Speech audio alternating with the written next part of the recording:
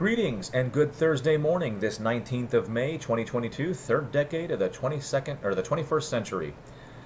I always say that as the opening statement of my videos because for anybody who's been around long enough, a lot of people had predicted or perceived that, in the 21st century we would be doing different things, that we would be at a different point in society, so on and so forth. So I always think it's kind of fun to take that into consideration, like where people thought we would be in comparison to where we are now. In some ways, we may be farther ahead than they had predicted on certain areas, and then we may be lagging behind in others. I'm always fascinated about what's popular in the zeitgeist, what's popular in the social lexicon. And I normally try to give a preamble as to why I started this channel. So if you're brand new, first-time viewer, overall, the quickest version I could say is it's an outlet for me to vent, so that I'm not venting inappropriately at inappropriate times, inappropriate locations, making me socially awkward, making me the common denominator, and because of my distrust in the media. And my distrust in politics and so on and so forth. I could elaborate further, but I got an entire back catalog of videos on where I elaborate and philosophize, wax ecstatic on why I created this. But ultimately, my overarching goal was, I don't think that we have to be divided left and right, red and blue, liberal, conservative, Republican, Democrat. I believe that the rest of us, commoners, so to speak, registered voters, just regular people, that many of us are potentially single-issue voters, that we're not completely married to and bleed Democratic blue or bleed Republican red. We're just, it's just, there's certain issues that are very near and dear to our heart, and therefore, since we are basically stuck in a two-party system, you basically have to pick the party that supports the one thing you're in favor of, or perhaps a couple of things you're in favor of. And to give you an example, I went to go vote in the local primaries. Now, in certain fields, you were electing people, like people were going to assume positions in the local community. And then in other fields, you were selecting who you wanted to run as a candidate when those elections come up. Some of you may not be familiar with it. Apparently, I was initiated, and I was not entirely familiar with it. So, like, as far as school board members go, as far as like certain county positions, city council positions, I believe those people have since then been elected. I could be wrong.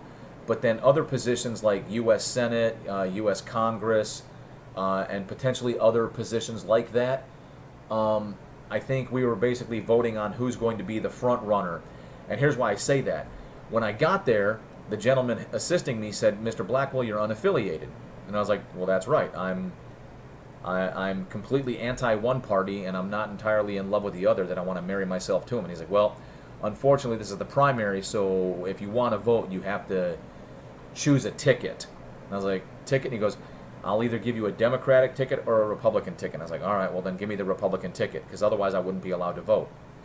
So I'm guessing for certain positions I was selecting which Republican candidate I wanted to run against the chosen Democratic candidate when the time comes. We'll see how this plays out. But interestingly enough, I'm basically like an independent. And anyway, as I was saying, I created this channel with the intent of opening the door and building bridges for discourse where, hey, maybe we agree, maybe we disagree, but we don't have to be enemies. We don't have to dehumanize and demonize each other. Furthermore, I made the resolution that I wanted to nerd out about some stuff. I wanted to get more into some nerdier topics because there's so many people doing socio-political stuff. And I did reserve the right and the opportunity, being that it's my channel, to from time to time, dip my toe back in the socio-political waters. So with that in mind, I'm going to go in a completely different direction, and I try to keep these right at around 20 minutes, but I'll be honest, this one will probably take longer than 20 minutes. So, if you're not aware, and not that I'm trying to earn points or create currency or anything of that nature, I see a therapist every Wednesday. I see a therapist to help with compulsion control. And essentially, my compulsion comes from a sense of entitlement.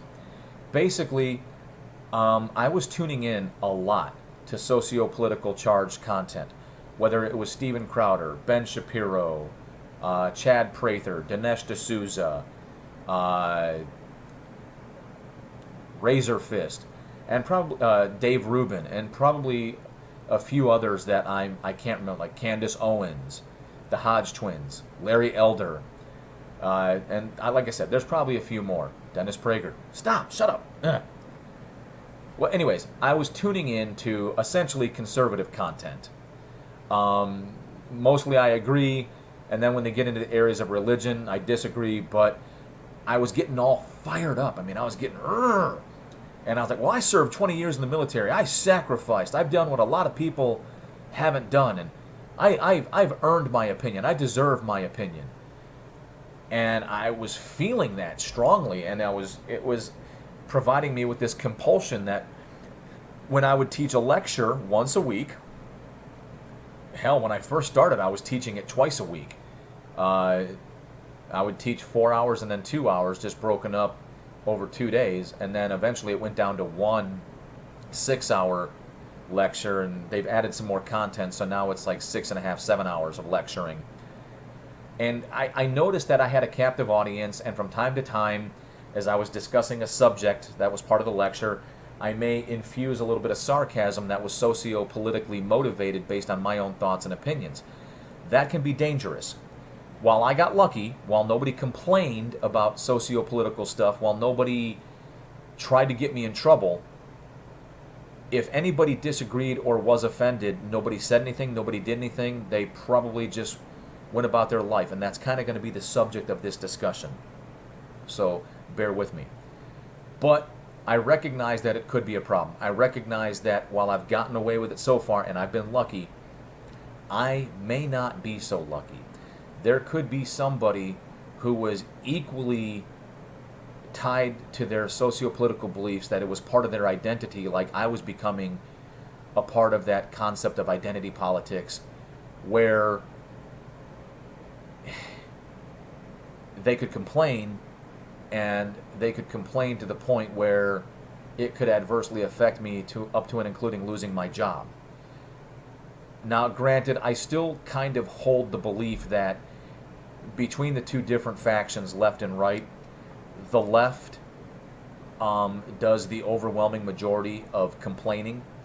And when I say complaining, I mean to state that the left is the one responsible for the cancel culture.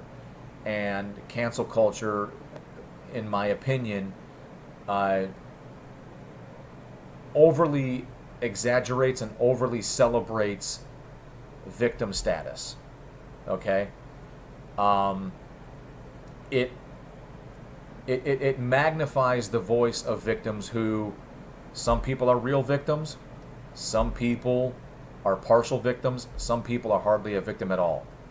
The problem is when you embellish, when you over-exaggerate, when you overly focus on a topic or an issue that people have been victims of, it becomes popular and other people wish to join the trend, and in my personal opinion, it pollutes the original intent, and it starts to pollute the pure purpose, and it takes away from the real victims, where it kind of creates the essence of crying wolf. But back to where I was. I wanted to get ahead of this. I wanted to be proactive versus reactive. And I thought that I was dangerously on the cusp of being reactive. So I seek out a therapist. She's been helping me with a lot of things, up to and include my language choice, as far as the words I use to form sentences, because of how others may respond and react. Where I may teach a completely neutral lecture. I may not infuse socio-political thoughts or opinions, but I can still use language that can set terms, like whether or not you agree or disagree. That phrase can take somebody who otherwise was neutral, was not for or against, did not have an opinion on the subject, has now provided them the conditions of where they're like, maybe I need to have an opinion. At which point they could also create the opinion where they now feel offended and they must complain, in which case that can be dangerous. So she's been helping me with that. But more importantly, it's a sense of accountability. I know that every Wednesday I have to see my therapist, and I have to remind myself why I see my therapist, so that when I do get on the podium and it's lecture time, I hold myself accountable to my thoughts and my words and my phrases. And you jerk. My cat Raven's over there, and he's one of those atypical cats. He likes to knock things down. And yesterday, we had a unique conversation, me and my therapist, not me and the cat. And it was kind of like a self-discovery. We were talking about something else, and I don't want to get into it because I just don't. If you're more of a personal friend of mine and you have the ability, or you want to solicit a private conversation, I can tell you about it. You might find it fascinating. But the point was, by analyzing something else, it allowed me to analyze myself at the exact same time. And this is where I apologize if it goes long. So I've told this story before, so I apologize if I'm telling it again, but I'm going to provide it in a different context. I retired from the Marine Corps in February of 2015. I went on terminal leave, which means I cashed in all my remaining vacation days so that I can start my civilian life a little bit earlier. I did that in December of 2014. I eventually got hired. I went to new hire training. That was about 2 weeks. And then there was a lag period because I was hired specifically for a specific contract. And let me back up.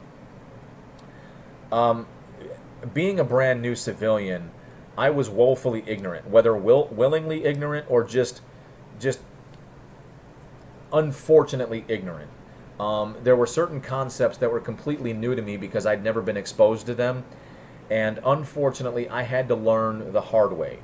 So I was hired to be a upscale security officer. Basically, we wore a three-piece suit, and so we had to present ourselves in a very professional manner.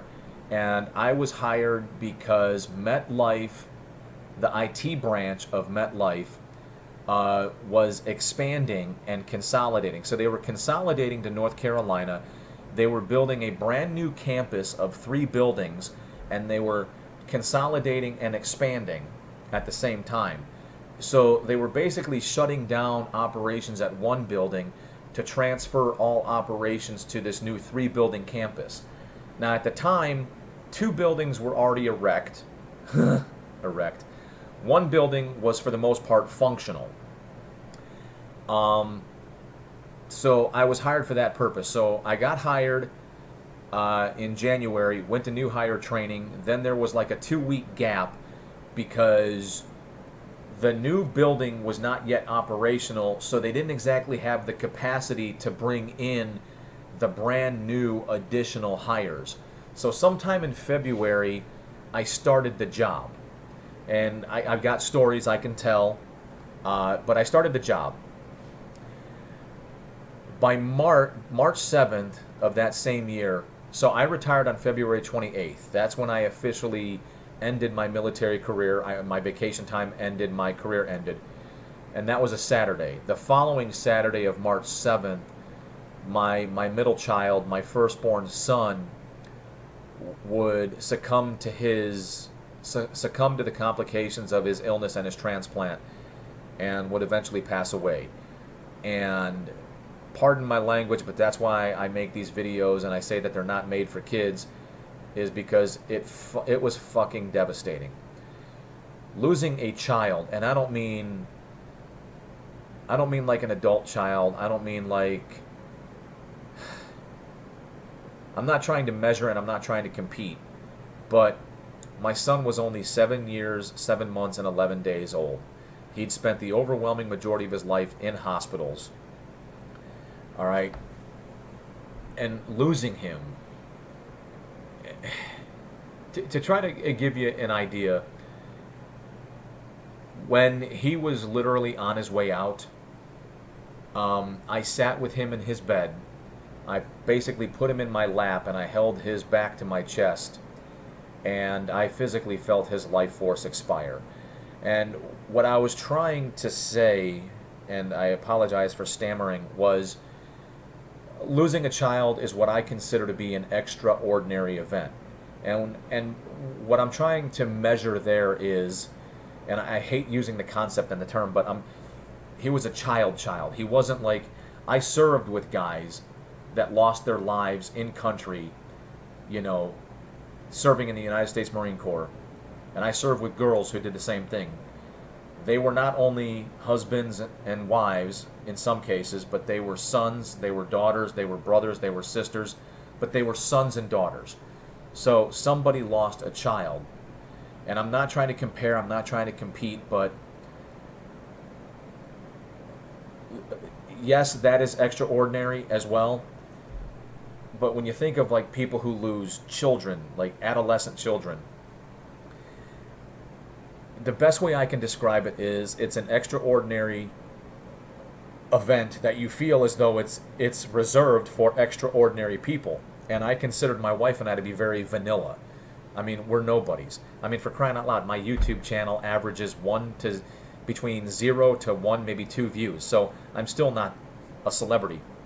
So it was an extraordinary event that is what I consider to be reserved for extraordinary people, and it was fucking devastating.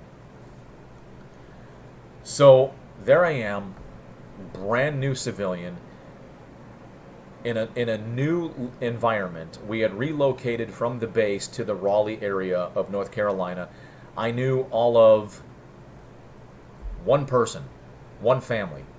By pure coincidence, a family that was neighbors of ours the first time we lived in North Carolina just happened to live a couple of miles down the road from us.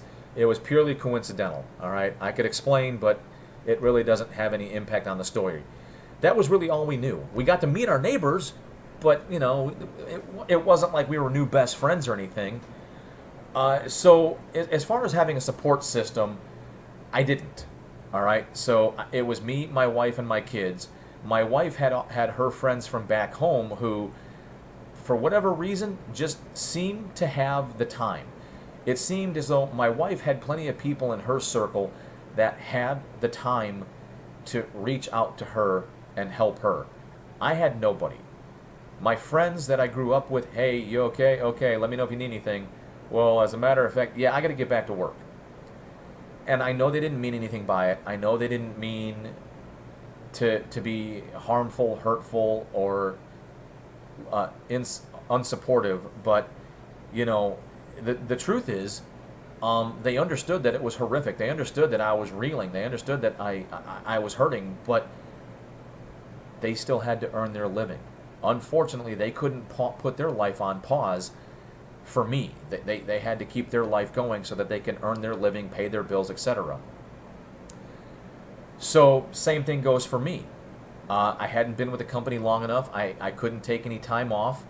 You know, I didn't have any PTO or LWOP, so I too had to keep going because I punched a time clock.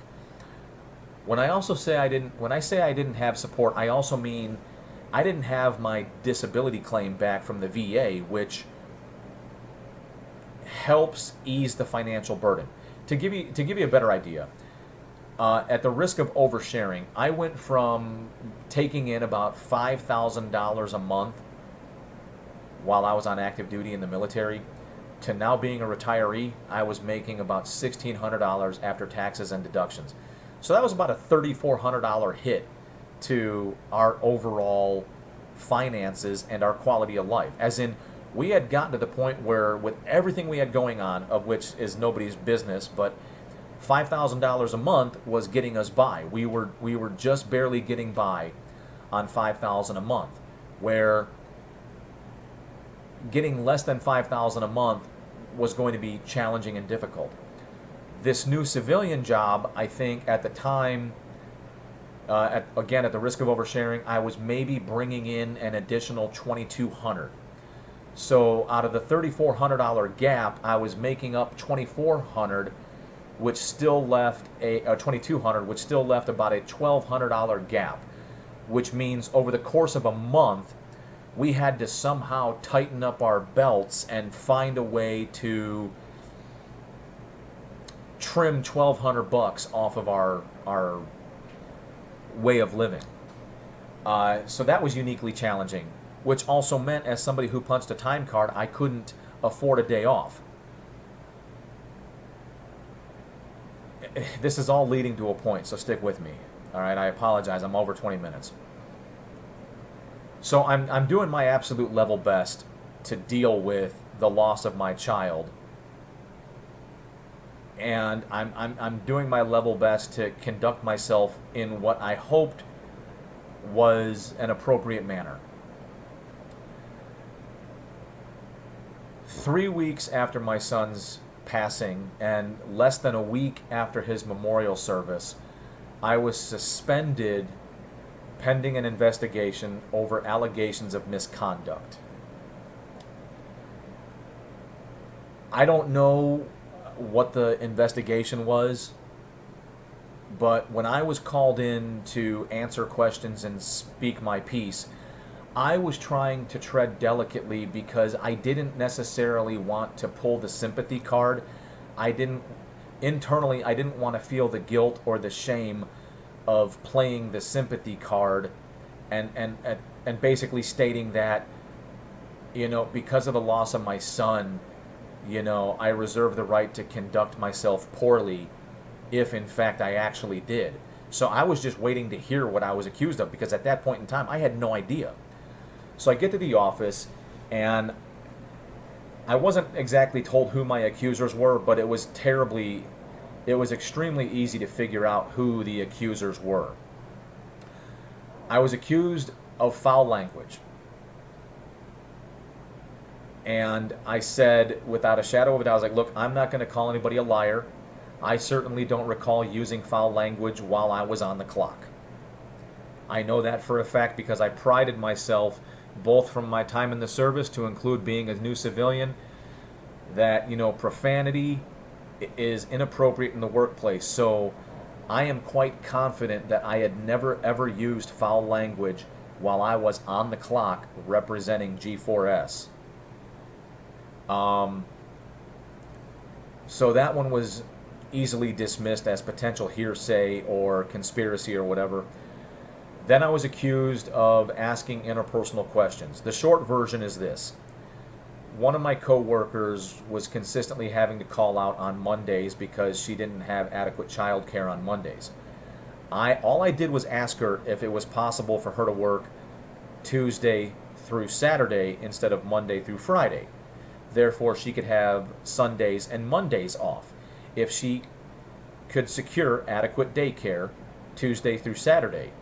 Because, and I told her over and over, it's none of my business, but if you're a full-time employee and if you're taking advantage of certain benefits provided to you as a full-time employee, you may be at risk of losing your benefits if you're consistently working a part-time shift because you're only getting 32 out of 40 hours. And I was like, I don't need to know why, I don't need to, but then she just decided to tell me everything, and I was like, I kept trying to tell her, you don't need to tell me this, you don't need to tell me this. So they were able to dismiss that. Then, without getting into the full details, the third one was I was accused of sexual harassment.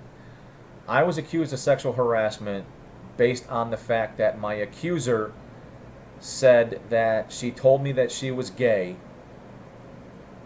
and I told her that I didn't care and that she found it harassing. And as politely as I could, I asked them, I was like, what's the appropriate response? And the best thing they could tell me was to not respond at all. And I was like, well, what if she made the exact same complaint, that she found my lack of response harassing? Then what? Would I still be equally as guilty? Or, I mean, because at this point, nobody was telling me whether I was found guilty. Nobody was telling me whether or not I was in trouble. So finally, the people that deal with the sensitive stuff, the human resource people, they left, and the operations guys were left, and my site supervisor left. And basically, these two guys just spoke very candidly. The one guy was retired Air Force, and he was like, hey, check it out. Now that you're a civilian, it doesn't work the same way as it does in the military. In the military, there's a full-blown investigation, and, you know, there's a verdict. And then potentially, you know, follow-on actions, whether, you know, non-judicial punishment or court-martial. And I was like, yeah, I understand. And he's like, in the civilian world, it's a bit different. He's like, in the civilian world, the two words sexual harassment are a major red flag. One that has to be taken with a certain level of seriousness. And I was like, well, what do you mean? He's like, so basically, we have to remove you. Because if we leave you there, and there's follow-on accusations, and those accusations can be legitimately substantiated with proof, and we had prior knowledge of your propensity or potential for sexual harassing behavior, then we could be held liable and there could be a lawsuit. And I was like, okay, I understand. I didn't agree or I didn't like it. I was like, well, do I have to be removed, or could the accuser be removed, or can we just be separated and don't work together? And he's like, unfortunately, we have to remove you because if you were to harass others at the same location, and we had prior knowledge, so he explained, and I was like, all right. Well, what I was not aware of in how this industry worked was each individual company that requested security services was treated as an individual contract, all right? Or you could say as a subcontract. So G4S was the general contractor. They maintained an office, and they supplied the training, and they supplied the uniforms. Each individual contract was allowed to operate independently, to include each individual location had an individual site manager that could operate independently. I thought that I was hired by G4S, when in actuality I was hired by the site manager. I was hired by the site manager for that contracting company, MetLife. And I was promised certain wages based on that contract. Well, I didn't understand that. I thought I was hired by G4S to be a shift supervisor, therefore, you know, I was a shift supervisor. Well, long story short, I would eventually learn over time that no, each site operates independently, and that, you know, if you lose your position, if the contract goes away, if there was no reason for G4S to get rid of you, then G4S could retain you and try to find other gainful employment. The problem was they were sending me to locations where they were offering me part-time work at like 10, 11 bucks an hour. Long story short, the drive alone was going to cost me my entire wages just to get there. So I had to politely decline. I would eventually get a job. And here's where the main point of the story comes into play. All right, as far as things that I discussed and the self-realizations I had with my therapist. So at this point, what was going through my mind was, as somebody who prides themselves on being rational, on always looking for the most sane and rational reasons for why things happen. I didn't have the why. I did not have the reason for why these three women that I would later discover were all friends. So as friends, they were their own little personal network that were using each other to basically secure themselves jobs with G4S at the MetLife facility, because apparently MetLife was one of the highest paying contractors for G4S. So within their own little social network, every time a position was available, they, hey girl. So I wasn't aware of that. To this day, I still don't know their motivations. I still don't know what the overarching goal was, whether or not they gave any thought whatsoever to the potential consequences of their actions. That basically, I lost my job. I was out of work for several weeks, almost an entire month. The only reason we survived financially was because one of my wife's best friends started a GoFundMe account for my son's funeral expenses. And because we got such a ridiculously reasonable rate on his cremation and memorial service, we had plenty of money left over.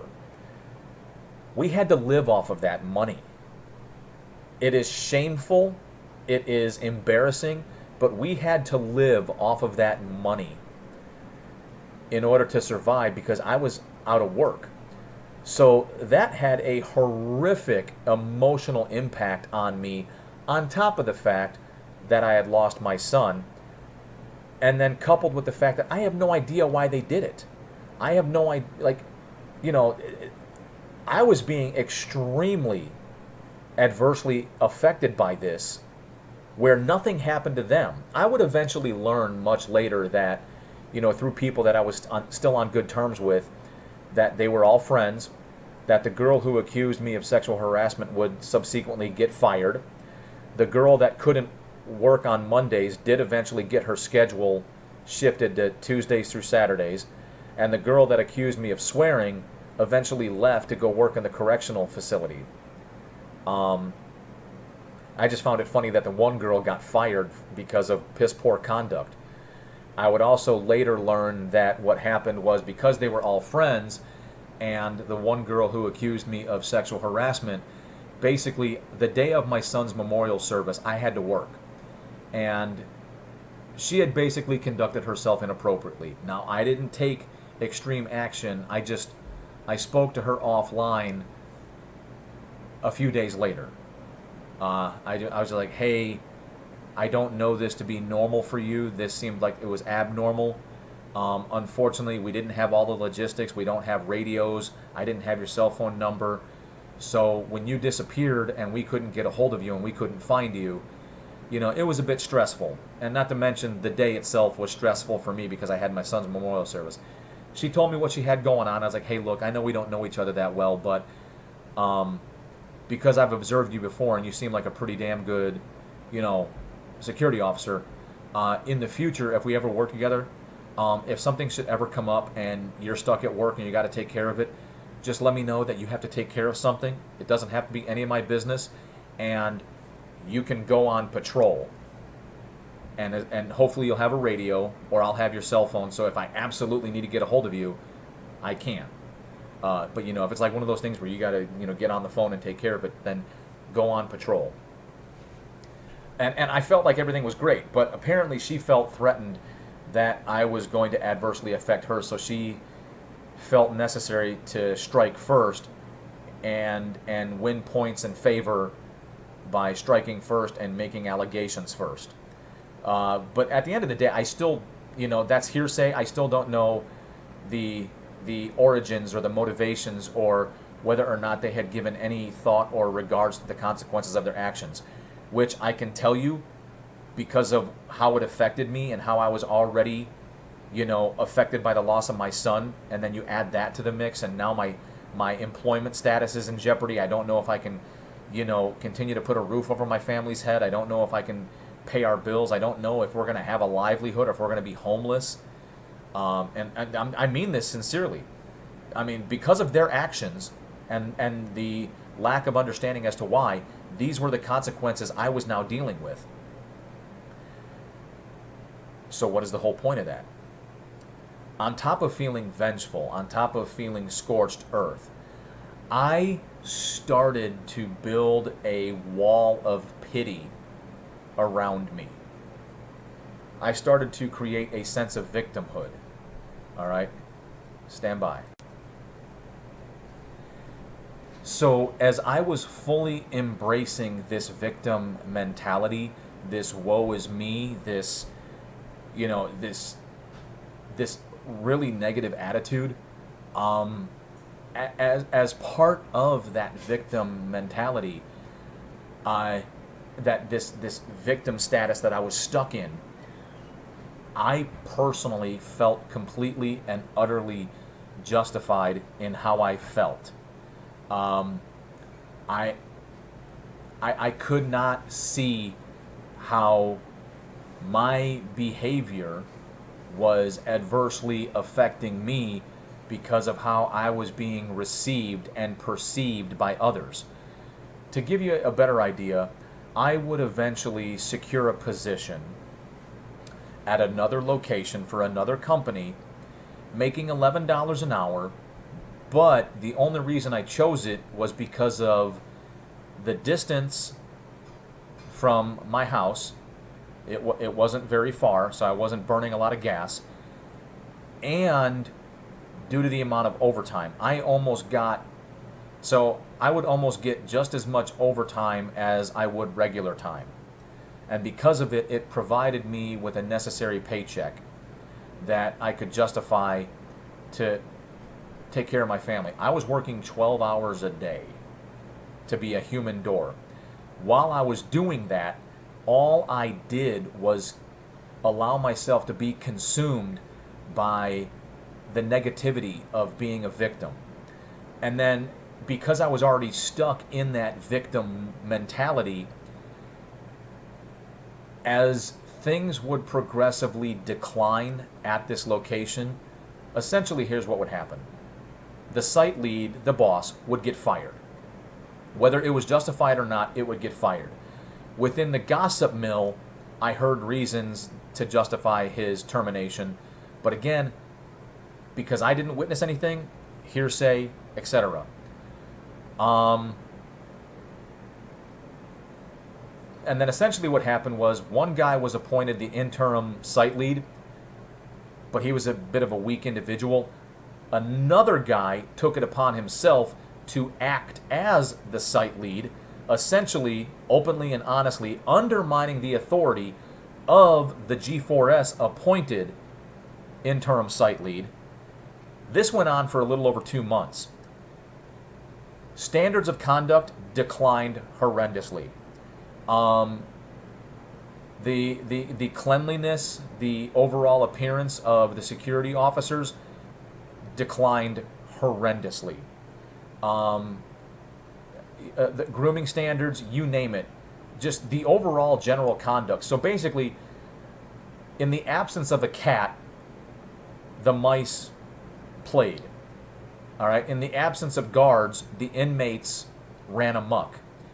And all it did was further exacerbate my negative feelings, my victim status. And trust me when I say there were some other things that happened additionally that I'm not getting into, because all it would do is just add more context and further delay this video from completing. But I got stuck in this victim loop, and all I did was I just added fortifications from all the negative things that were happening, and I couldn't see it. I was in my own way, but everybody else could see my negativity. Everybody else could see my victim status, and everybody else was starting to adversely react to it, and I couldn't see it. Now, I won't say where, but basically my therapist and I had discussed another circumstance involving somebody else, and in analyzing that individual and those circumstances, I was able to identify this within myself. Now, I ordinarily pride myself on being a resilient person, where I can brush a lot of things off. You know, like an alligator or a duck, it's water off the back. Where I tend to have a greater propensity for whatever. Not everybody does.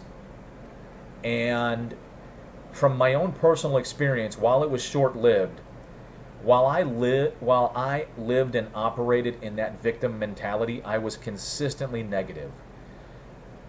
You know, it severely affected my relationship with my family, and it severely affected my relationship with others, because it was a nonstop pity party.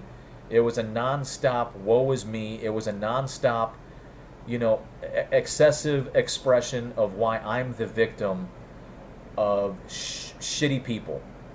And I probably was. All right? To some degree, there was some legitimacy, but in where people eventually lost their interest in caring about me because I wouldn't let it go. I just kept wallowing, and eventually it got to the point like, oh wow, that sucks. To, yeah, thanks. I got to get back to work. Can you go fuck off? Be somewhere else. And you know what? I didn't realize. I did kind of sort of realize it, but not entirely until I was able to analyze somebody else. And the sad fact is, sometimes when it rains, it pours. And it can be very, very easy to allow yourself to succumb to that victim status, victim mentality. And part of the reason I felt that way was financially. Financially.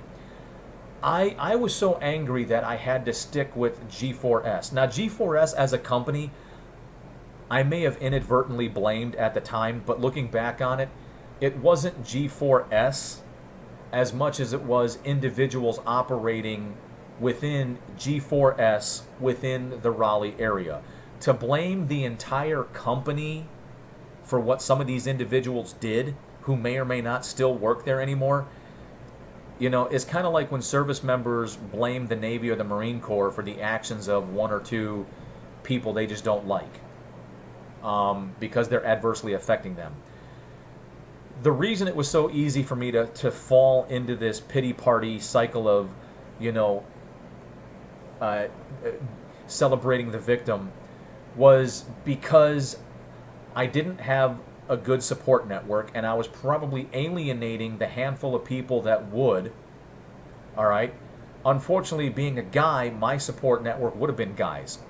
And the handful of people I had were either back in Illinois trying to earn their living, or the one guy I had, had his family and his work, and he was completely immersed, and he didn't quite understand that, hey man, do you have time to just get together? It didn't click in for him. So I felt isolated. That isolation assisted greatly in the victim pity party. The finances. So going from $5,000 to $1,600, having to live off of a GoFundMe, to where basically I needed the job. And I was so miserable working for G4S in any capacity, because at the time I was blaming G4S for all of my woes, on top of losing my son. All right? That I felt a complete and total loss of control. All right, so you add the loss of control to the isolation. It was all too easy. Now, what helped me pull out of that cycle was I would eventually get my disability. And it started in the form of a letter saying, hey, we award you this percentage based on the number of dependents. It's going to be this much money. Your first payment will be this date, which is in about 2.5 weeks. So I immediately typed up my letter of resignation and subsequently my 2 weeks notice, which in the state of North Carolina you don't have to do. You can just leave. Uh, and I immediately went online on my phone and I applied for the Home Depot because I knew from previous experience they only hired part-time. And when we analyzed, my wife and I sat and did the finances based on how much my disability was going to be and my retirement, that if I could at least get 24 hours a week from the Home Depot at $10.50 an hour, we can make ends meet. So I went to go, I left working for G4S, I went to go work at the Home Depot, and in doing so, what also happened was I had more time to spend with my wife. And it was time that her and I desperately needed. But I can certainly understand how easily people can get sucked into that position of being a victim, celebrating yourself as a victim, wallowing in self-pity, and creating and generating your own currency, whether social or otherwise, by virtue of being a victim, and consistently looking for reasons to justify your victim status. While there may be some legitimacy, the problem is exacerbation. The problem is exaggeration. I did that. I had enough legitimate reasons to throw a pity party and be a victim. But it's one of those where, you know, if you have to, if it absolutely has to happen, you do it once. All right? A party is supposed to be a singular event that has a finite start and finish time. To continuously throw the same party over and over and over again has a tremendous propensity to adversely affect you because of how you're being perceived and how you're being received by others. And it can be dangerous, and it can be often very, very difficult to identify, where if you're stuck in that loop, you may not be able to see it. You're probably too much in your own way, like I was. I was too much in my own way. All right, I was having an extremely difficult time being rational. I was only able to pull out of it when I left G4S. By working part-time, I had more time available with my wife. I would eventually, in a short amount of time, I would start working evenings. So I would put my kids on the bus. I would get my kids after school, spend a little bit of time with them, and then I would go to work, and I would work from like 4 until close. So I would get, 6+ hours a day, and I was actually averaging more than 24 hours, but I was definitely getting less than 40. But I was happy. I wasn't crushing it. We didn't have a whole lot of extra money, but I was happy because by switching my schedule to nights, with the exception of the weekends, my wife and I spent a lot of time together, and it was time that we needed together to heal after having lost our son. And then other things would happen, which I've talked about before, and I'm going to try to end this here relatively soon. I would eventually start going on job interviews, lots and lots of job interviews, where the joke was my full-time job was going on interviews, my part-time job was working at the Home Depot. Did I deal with some adverse situations? Yes. Did I experience some obstacles? Yes. Did it horrifically affect me? Not nearly as much as the previous events. Did it perpetuate some negativity? Absolutely. Did it potentially create an additional victim status, or did it just reinforce a pre-existing victim status? I think the short answer is yes.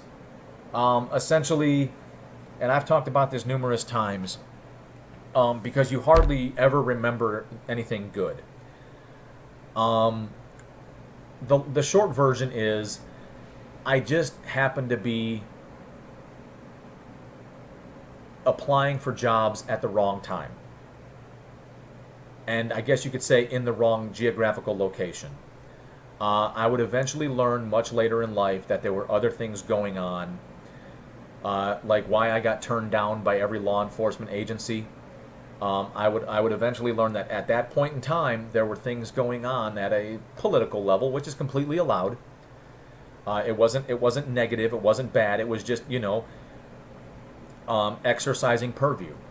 Essentially, if there were already people working within a law enforcement capacity and it was considered a promotion to go from like corrections to office to like police officer, sheriff's deputy, then that was a choice. If people had already had basic law enforcement training or were already previously working somewhere else, they became the priority. I wasn't exactly in a position to just stop working and go be a full-time student. So, I wasn't able to do that. Other jobs I interviewed for, if I was provided feedback when I asked for it, on no less than 2, possibly 3 occasions, I was told under no uncertain terms that I was only there because being a veteran is a protected status. So in accordance with equal opportunity hiring practices, that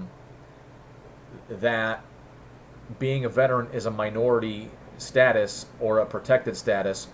So that was the only reason I was there, was to check that box.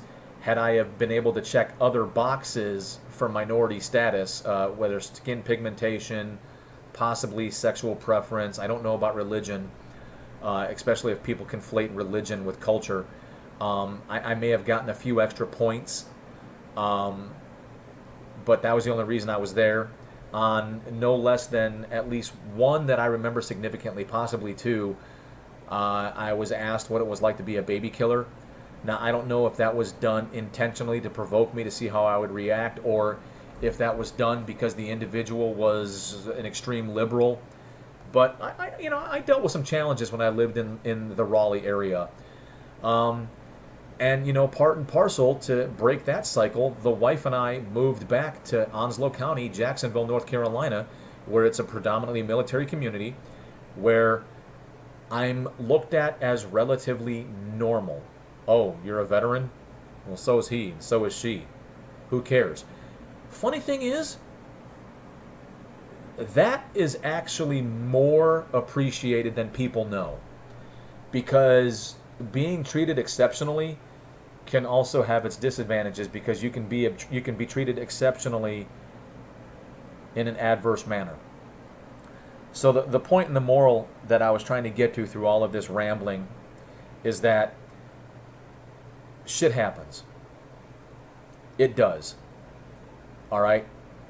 And it can. What you need to do is, if at all possible, identify if and when shit is happening. Find those you can trust as a support system, to include people that will tell you the unsolicited, unmitigated truth.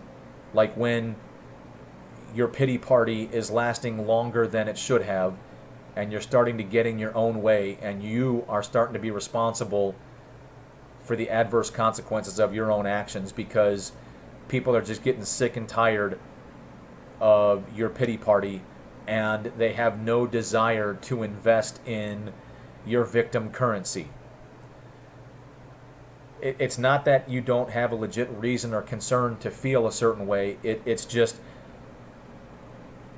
in order for you to break the cycle and to start to see positivity and to start to move forward in a more positive direction, you have to be aware of the potential. You have to be aware that, people have a finite amount of patience that they're willing to put up with and tolerate the woe is me, the why everything is everybody else's fault and why you're the victim. Now, I'm not saying victim shame. I'm not saying victim blame. I'm not saying that you don't have a legit reason to be a victim. What I'm saying is, you have to break your own cycle. You have to get out of your own way. You have to find a way to be positive and move on. Yeah, that was shitty. Yeah, it sucked. But I'm not going to allow that to define me. I'm not going to allow that to become the defining characteristic of who I am. And I use my own mother as an example. My own mother threw a 4-year-long pity party. She lost her husband in 17, she lost her mother in 18, and then shortly after she lost her mom, she moved to a completely different state for the rest of her life after having lived 60 plus years in the Chicagoland area. And rather than embracing the change, rather than embracing the new beginning and forging relationships with her grandchildren, my kids, and exploring what North Carolina, Onslow County had to offer, she threw a 4-year-long pity party. She drank, she smoked, and just carried herself in a very negative attitude that, in my interpretation, eventually took her life. I'm not saying that if you feel and act positively, you can cure cancer, but she was already in remission for cancer, and instead of steering away from it and doing all these things to prevent it, she steered headlong into it. So you have to be able to identify and be able to listen. If you're not able to identify it, hopefully somebody in your inner circle can identify that, hey, this party has gone on long enough. You need to stop. All right, you need to rejoin the real world. All right, with the rest of us, you need to pick yourself up and you need to move on, because you are going to get nowhere perpetuating this cycle. All right, that victim currency you produce, you get to cash it in once. All right, and I'm not saying that depending on the situation, you're not going to be affected by it for an extremely long period of time, but you have to find a more positive way to deal with it. Because if you consistently wallow in that pity party cycle, and if you continuously decide to print your own victim currency, it could have adverse consequences and adverse reactions that you're not aware of, that you don't intend to, that could exacerbate the problem and exacerbate your condition. So if you disagree, if you have thoughts or opinions, if you want to share, if you want to get involved, that's what this channel's for. All right, whether you want to invite me to your own Zoom call, or if you want to leave a comment, that'd be greatly appreciated. If you want to share your own experiences, that'd be greatly appreciated. I can even respect a pseudonym or a nom de plume, and you can also tell me whether you want me to read your comments out loud, but I'd be interested to hear back from you. I'm terribly sorry this went on for so long, but after this self-realization I had, I felt as though it was important to talk about, because I feel as though it happens to more of us than we know of, and some of us might not even realize it. Where I'm not saying it's not real. I'm not saying you're not a real victim, but the unfortunate truth that a lot of us can't accept, that we have to accept, is that the people around us have a finite amount of patience of what they're willing to put up with, to where their patience has run out and their kindness and their courtesy is reaching its culmination point, and they're no longer going to participate. They're no longer going to attend your pity party, which I think I've said too many times. So I don't care if you like or dislike. I don't care if you hit the notification bell. I don't care if you subscribe. I just want to see if we can have the conversation. So if you made it this far and you leave a comment, you're awesome.